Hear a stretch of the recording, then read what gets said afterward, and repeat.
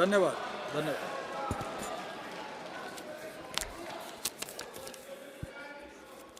Sir, by seizing the opportunity of delving into these discussions under Rule 342, I would like to highlight some of the important issues because most of the issues have already been covered here over the long discussions. Sir, I feel very sad and depressed of observing the attitude of this ruling dispensation. See, the intent and purpose of bringing this kind of white paper simply not convincing. It is nothing but a sheer concoction. Rather, it can be said that a granary of concoctions and a mountain of lies presented before us. What is the need of it? I do not know.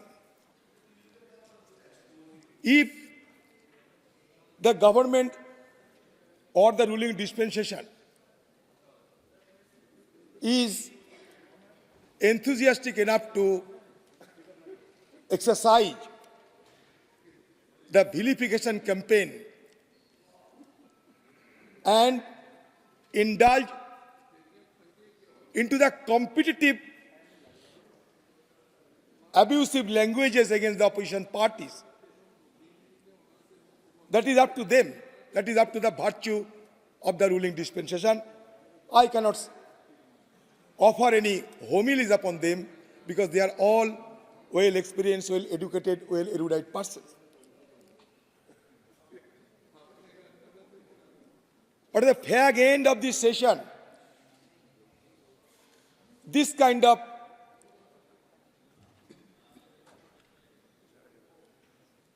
white paper, only with an objective to tarnish the 10 years of UPA government, does not cut much ice. It is nothing but an electoral manifesto with an objective of scoring electoral brownie point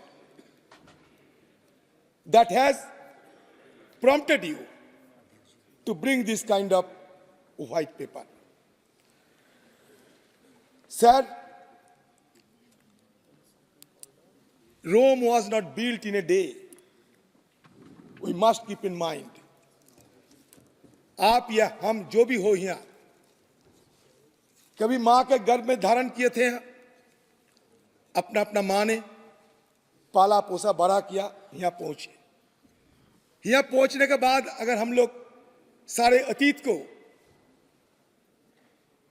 अस्वीकार करें, नकारते, तो लोग क्या कहेंगे? अतीत को भूलना नहीं चाहिए। मैं बताता हूं,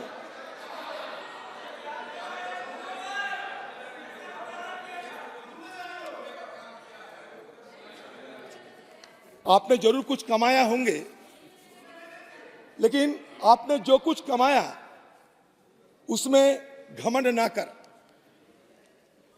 क्योंकि ये जो शतरंज की पारी है ना, शतरंज की पारी खत्म होने के बाद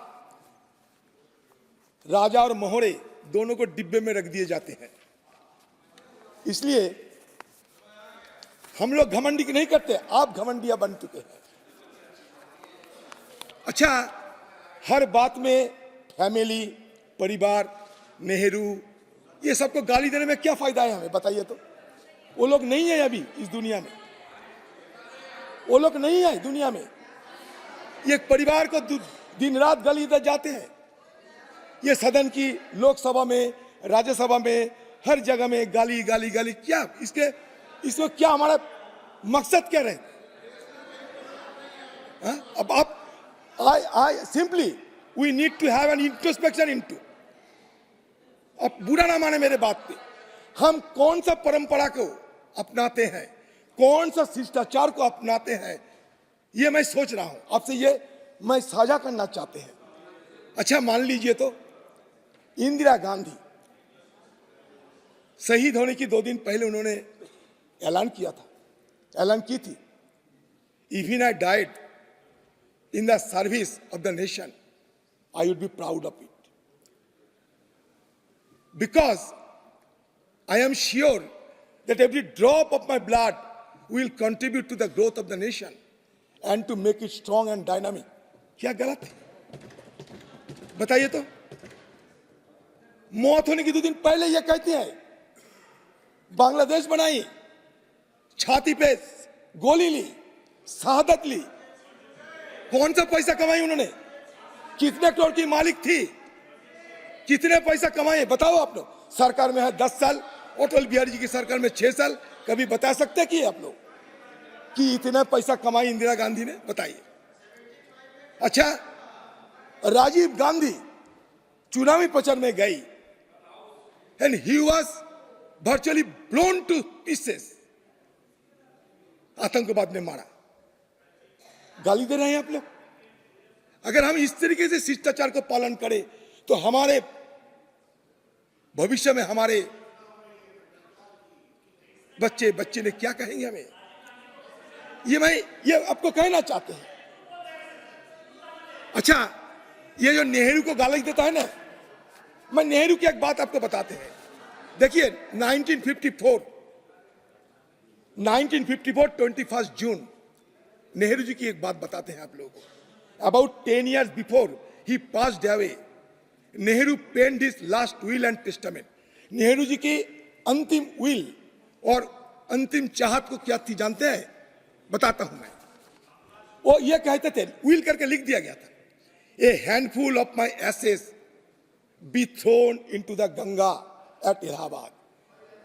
मौत होने के बाद इलाहाबाद में जाकर हमारे एक मुट्ठी अस्थि को विसर्जन देना, to be carried to the great ocean, समुद्र में चले जाएगी, दैट वॉशेस इंडिया शोर। सारे देश की हमारा जो तट है, ये तट को जो धोते हैं उससे हम मिल जाएंगे, सिमट जाएंगे, मिट जाएंगे। The major portion of my ashes be carried high up into the air, कुछ अस्थि ऊपर में ले जाना, and scattered from that height, ऊपर से छिड़क देना, ओवर द फील्ड्स, जमीन पे, where the peasants of India, जहां हमारा देश की किसान मेहनत करते हैं, toil, so that they mingle with the dust and soil of India and became an indistinguishable part of India. मेरा जो अस्थि आसमान से छोड़ के देना, जमीन पे गिरेगी, जहां हमारा किसान मेहनत करते हैं, हमारे किसान जहां मेहनत करके हमें खिलाते हैं, उस जमीन से हम मिट जाना चाहते हैं, हमारा कोई अलग पहचान नहीं रहेगी। अच्छा ये कोई अन्याय किया, ये भावना के चलते आज अगर हम लोग उनके गाली दे तो ये शोभा देगी? आप बताइए तो, आप बताइए, आप अपने दिल से पूछिए। श्वेत पत्र पर विषय रख दें, व्हाइट पेपर पर अपना एड्रेस कर। सर आप अगर मुझे ब्लैक पेपर ऑन रिकॉर्ड रखने की मौका दे तो मैं एक शब्द नहीं कहूंगा, ये ऑन रिकॉर्ड अगर जमा करने की मौका दे ब्लैक पेपर। आप तो बोल, अच्छा जो बोलना तो बोल, 2-4 मिनट बोलने दीजिए सर जी। मैं इसलिए कहता हूं, देखिए हम आज ये जगह आके पहुंचे, ऐसा नहीं, आजादी की जंग लड़ने पड़ी, लाखों की तादाद में लोगों को जेल जानी पड़ी, शहादत लेने पड़ी, तब नहीं आप आजादी मिली, तब नहीं आप पहुंचे। आजादी की पहले हमारा वोट देने के अधिकार नहीं थे। अगर वोट देने का अधिकार हमें नहीं मिलते तो आपका नेता हमारे देश की प्रधानमंत्री नहीं बन पाते और हमको यह नुमाइंदे बन के भी नहीं आ पाते, तो उसको भी तो सराहना करना चाहिए था, है कि नहीं? बताइए। हम तो गद्दार नहीं होना चाहिए, हमें कोई हमारे लिए कुछ किया और उनसे हम गद्दारी कर उनको ना माने, तो नहीं करना चाहिए। अच्छा सुन लीजिए, अच्छा 1947-48 में, हाँ ये सही है कि आजादी की जंग में आपका कोई ऐसा व्यक्ति नहीं है जिन्होंने शहीद हुई थी, जिनको हम नेशनल आइकॉन मानते हैं, तो आप लोग क्या करते हैं? Politics of appropriation, politics of co-option, politics of narcissism, ये आपका तरीका है। अच्छा, 1947-48 साल में हमारा देश में पर कैपिटा इनकम क्या थी जानते हैं? 247 रुपीज। मान के चलिए धीरे धीरे धीरे धीरे 2011-12 साल जब आके पहुंचा तो पर कैपिटा इनकम बढ़ते बढ़ते आ गया 64,361 रुपया। पॉवर्टी डिक्रीज फ्रॉम 65% इन 1956। 1956 साल में 65% लोगों को खाना नहीं मिलते थे। 11-12 साल में आते आते गिरते गिरते आ गया 21.9% पे। लाइफ एक्सपेक्टेंसी, आयु हमारा जब आजाद हुई थी, हमारा आयु थी 32 साल, और 2011 साल में आयु बढ़ते बढ़ते बढ़ते बढ़ते आ गया 67 साल, 67 years.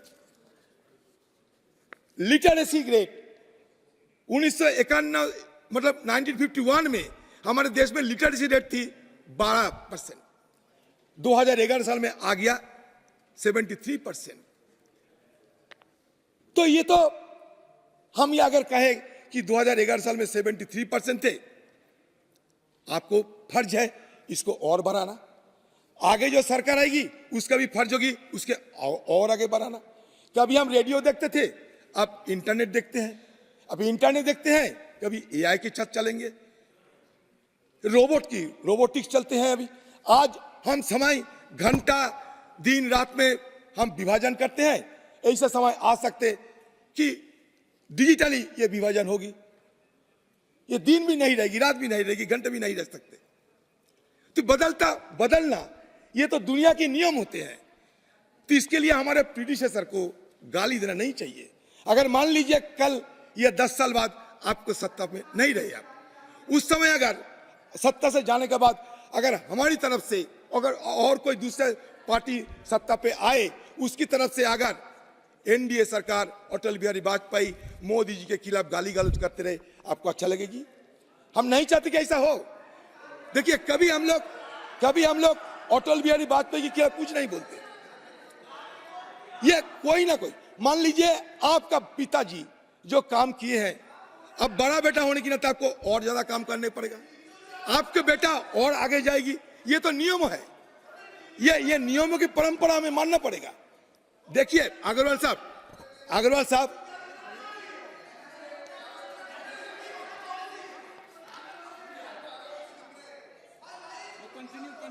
So the UPA government established the Right to Education Act in 2009, ensuring education as a fundamental right for every child. Famine is now eradicated, with India achieving self-sufficiency in food grain production and becoming a significant agricultural exporter. National Food Security Act implemented by UPA government ensures the right to food for every individual. अगर सही बात बताऊं तो मुझे मजबूरन ये कहना पड़ेगी कि ये जो सरकार है ना, वादा खिलाफी सरकार है।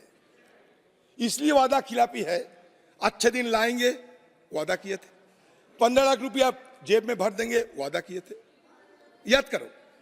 अच्छा 2 करोड़ नौकरी देगी वादा किए थे, किसानों की डबल इनकम करा देंगे वादा किए थे, C2 प्लस 50%, हाँ किया था ना। डिमोनेटाइजेशन और काले धन नहीं रहेगी वादा किए थे, एक साबित हुए हैं आज तक, एक सत्य हुए हैं। आप बताइए, हम फिनांस मिनिस्टर जी है मैडम निर्मला सीतारामन जी को पूछिए, आपने डिमोनेटाइजेशन कर दिया, उस समय नकदी का प्रचलन था 16 लाख करोड़, अभी नकदी का प्रचलन बढ़ते बढ़ते बढ़ते बढ़ते 34 लाख करोड़ आप पहुंचे। क्या बताओ, क्या कहोगे आप? यह आपका फेल्योर है, सरासर फेल्योर है। डिमोनेटाइजेशन के चलते 15 लाख लेबर को 4 महीने के अंदर नौकरी चली गई। आपका हाफ हार्टेड जीएसटी 800-900 बार हो चुके हैं, कानून बदलते बदलते अब चलते हैं। ये हाफ-हार्टेड थी ये। India's infrastructure has grown remarkably since independence, including extensive rail and road networks connecting numerous villages and towns with electricity and all-weather roads. India leads in mobile subscription globally thanks to the telecom revolution initiated by Prime Minister Rajiv Gandhi. ये सही है गलत?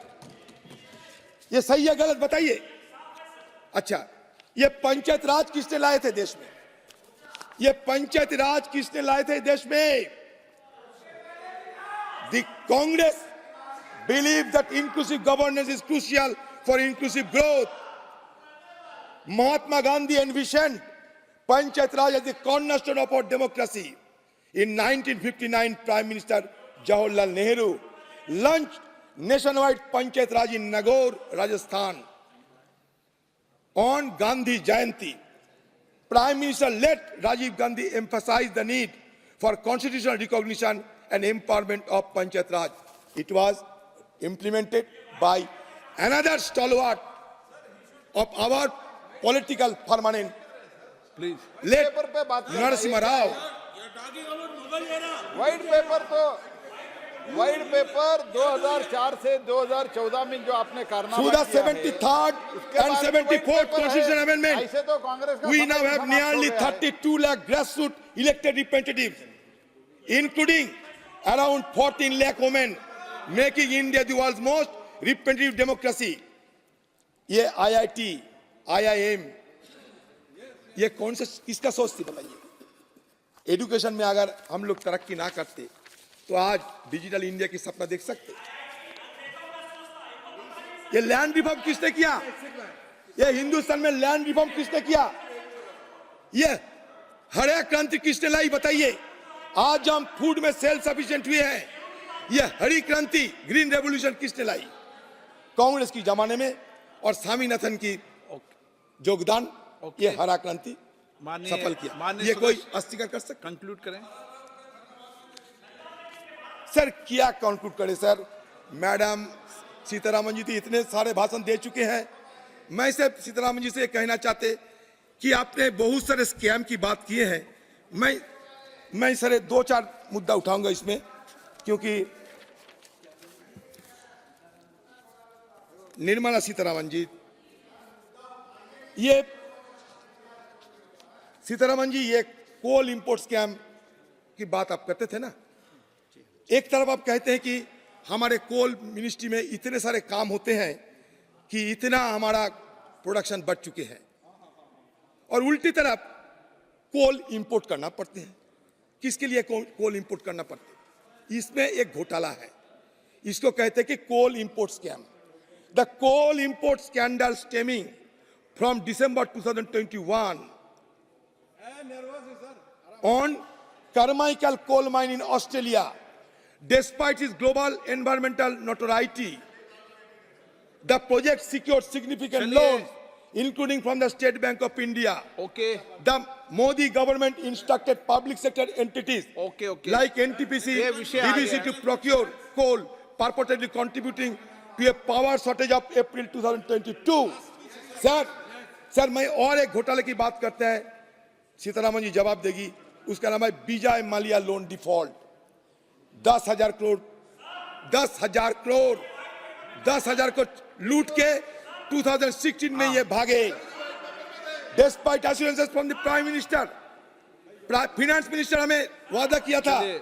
Despite assurances from the Finance Minister to bring him back, no action has been taken. 2012 में विजय माल्या को इन्होंने loan दिया था sir. and IDBI are owed more इन्होंने than दिया था लोन। 10,000 crores by Kingfisher इन्होंने बताया Airlines. सर।